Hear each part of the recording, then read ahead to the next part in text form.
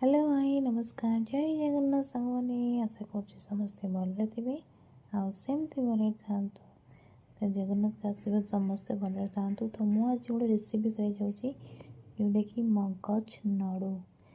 तो या कौन कौन सामग्री लगे मुझे कहीदे मुझे गोटे कप अटा ता सहित 2 चामच घी नहीं।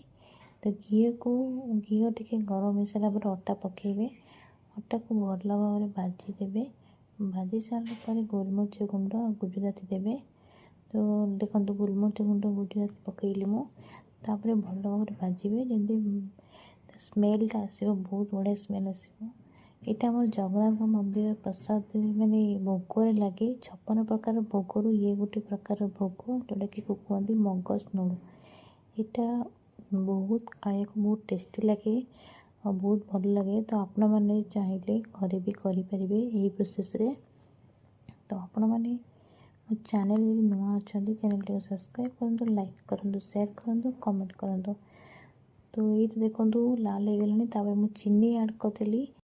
देखो मुझे चीनी ऐड करदेली। चीनी ऐड कर सारापर भल भाव टे ये करदे गोड़ेदबा। तापर गैस बंद करदे। गैस बंद कर 5-10 मिनट टे रखीदे।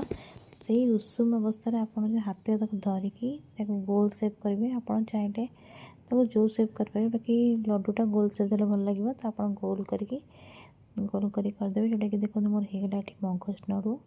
तो एमती भल भल रेसिपी देखिए मो चैनल को सब्सक्राइब करूँ, लाइक करूँ, शेयर करूँ।